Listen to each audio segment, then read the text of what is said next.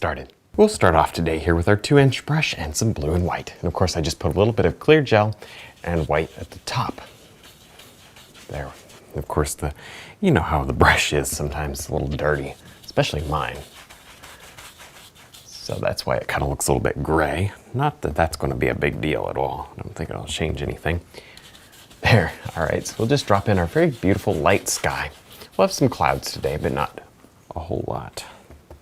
I'm thinking about just touching a little bit of red into that pile, which I just did. And I might scoot some of that right up in here. Yeah, that's pretty. I just like it. Just looks nice is all. Next, I'll load up our filbert brush with a little white. And this is very standard. You guys know how to do this. We're just gonna roll in some clouds. There, not a whole lot of paint because we don't have a lot of sky to cover. You see, we really limit the amount of paint on here, and then you don't have to worry about it. There, see that? And then if you'd like to make these clouds even brighter white, you can take your little paper towel and wipe off this area. This is the way that you can continue painting oils all in the same day. You just wipe it off, like that. You can get a brush and blend it in, kind of knock off some of the paper towel shavings, should there be any. There we go, see that? Blend it in. Come back with your white and watch the difference. See how it's brighter? The paint up here is your worst enemy, so you limit it as much as possible. There. All right, I think it's already time to start highlighting, so I'm gonna just go through our white here and yellow and green. Filbert brush here, of course, is a good brush to highlight with. I'm just gonna start and drag down. Rather than tapping, which is a really good technique, I'm just going to drag to soften the edges. Of course, you want blurriness in the background. There. Light's coming across like this. Nice. So watch when you tap it. See, when you tap it, you get that clumpy look, and when you pull it, you get a blurry look. And the blurry look's the one we're going for right this minute. We'll go for a clumpy look later, maybe. And I'll just continue to kind of change the colors, but everything needs to be very, very nice light green. Not a lot of oranges, because the oranges kind of make it feel like the wrong season, if you know what I mean. There. Yellows are good though. You can go straight up yellow and white if you want to. Oh yeah, that's pretty. Good, so anyways, you just work on these trees. Maybe some green and white, no yellow. Let's see what that does for us. So I'm just gonna play around with these trees till we kind of get this done using a variation of color. Now I'm gonna go ahead and do a little bit more underpainting here. You can see I've already been working on, this is just a bridge. I just suggested that with a few brush strokes. It obviously needs a lot of work. And now I've got really a nice tan color, and I'm gonna underpaint my road in this color. Obviously, you don't want the entire road that way, so I'll throw some brown in there, maybe a touch of blue and red, because blue and red together make purple, so that's acceptable back there. Good. This is pretty. And I'm thinking about putting some beautiful shadows across this road, so we'll make sure that we get it light enough that the shadows will, you know, they'll show up and they'll have a lot of contrast and all that good stuff. So, there you go. Just keep working on this. The only important spot is probably back here where it needs to look like you could walk right onto the bridge from it. That's the point of the path after all. Now we're gonna go ahead and work on some trees up here. And I'm doing them the slow way with the little detail round brush. You could do them the fast way with a filbert brush, but I'm not going to because I want a little more control. I've got the time. I'm not going to paint that many trees today. Nice. See, you can get these beautiful open textures with this brush. This is, a really good brush to use when it's worn out as well as when it's brand new out of the box. There's some right here. Just sort of mush these together. Now I went ahead and just underpainted a little tree up here. While I was going with all my dark colors, just did that with the little detail round. And now I'm going to drop on some leaves. We're going to do a pink tree, and I've done these in the past, and they've been a lot of fun. People seem to enjoy them. So that's good. I love painting them. I just don't get to do it a lot. Boy, but now that it's springtime, I've been looking around. I always like to point out the pink trees because you would really not think that this exists in nature, but it does. There. All right, so really I'm going to go solid here in the middle. Not totally solid, but close to it. And maybe stroke this a little more. Maybe I don't want it so clumpy. Yeah, let's stroke it just a bit.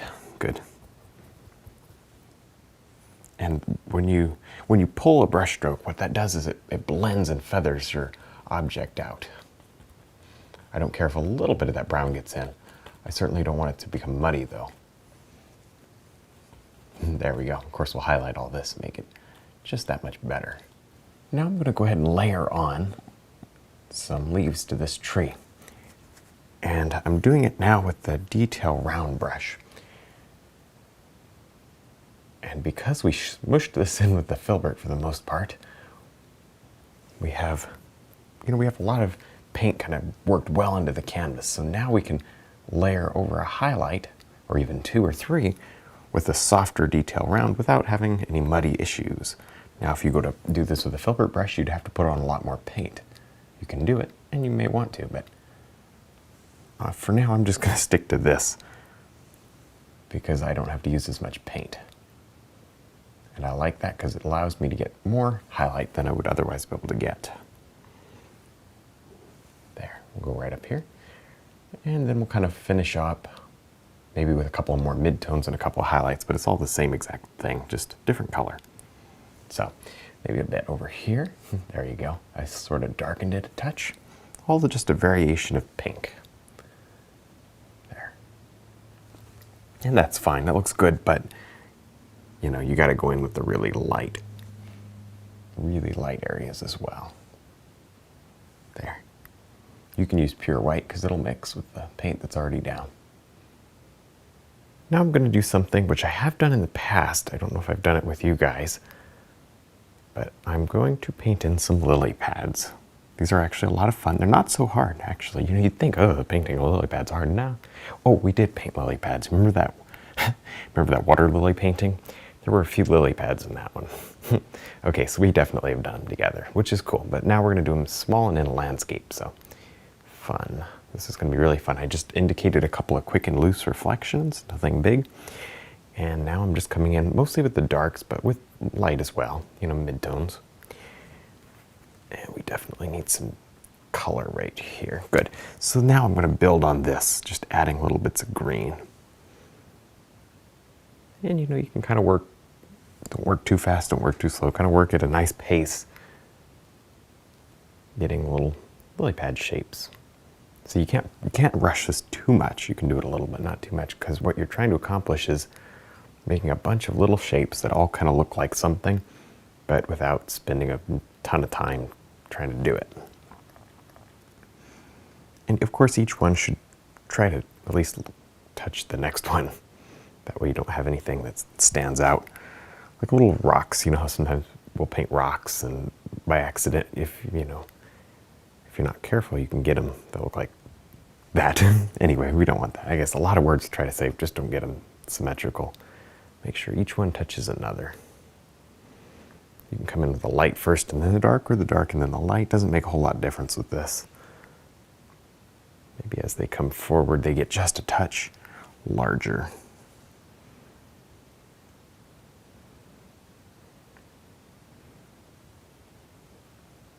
Nice. Definitely throw some blues in here too. So pretty.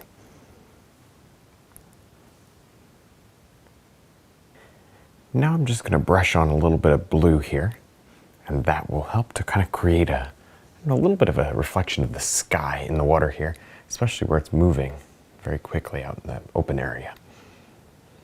And as you come down toward the little lily pad field, maybe you go a little bit less. Number one, we don't want to hit them and turn this thing bright green. And number two, you just don't need a lot of fast-moving water down here. There. So as you come closer to the foreground, less of this. Now back here, you want a lot of it, but you want the strokes to be a little bit choppier. There, if you have any trouble with this, just wipe down the area with a paper towel. Then you'll be able to highlight very easily. Now I'm going to go ahead and place in some wildflowers. You can see I spent just a couple seconds making a sunflower or two back there. Very simple, just a little dark orange and then light yellow. And now I'm just going to dot on some wildflowers. Because of course in the springtime, you get a lot of wildflowers. That's just normal. So we're going to really want to make sure we get some in here. That color looks a little weird. Let me change it. Sometimes your palette gets so messy it's tough to find good color, but there we go. I'm going to touch in. I actually like that one. A little bit marbled on the brush there, and it creates kind of some variation. There we go. Okay, and I'll touch this pink maybe around here. Maybe that's flowering. You know, different little bits of color. Just splash color around. Who cares what anything else kind of looks like? Just throw some color. If it looks like a flower, great. If it doesn't, that's great too. Just the color alone will be worth having. There, and especially over here, make a few wildflowers. You can go as detailed as, obviously, as detailed as you want with these things, but I'm just gonna throw the rest of these in pretty quick. Not spend too much time on them. They're just there for color. Now last we can go ahead and finally put on some little limbs to these trees. All the trees should get limbs as well, well, maybe not those guys back there, but as well as the grass. This will help to detail everything out and make it look so pretty. Purposely bring some of these right over your pink, because what that'll do is make it look like flowers instead of leaves, because leaves of course have, you know, they're very dense and they cover quite a bit, but flowers on the other hand, although they do cover like leaves, there's not quite as many. I know this because I've been looking at flowering bushes recently. Flowering trees, I mean, because they're out there. And you don't even have to worry about the, you don't have to like go find a special wild tree or anything. I'm talking about the trees in the parking lots and stuff. There.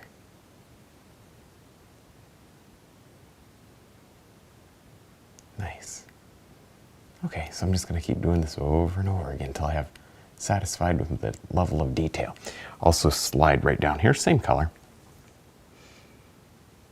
And I'm going to pull up some grasses that are beautiful against the dark, against the light there. All right, well, I think we're done. I had a lot of fun. I hope you did too. Don't forget to check out our website, DVDs and Brushline. Thanks for watching.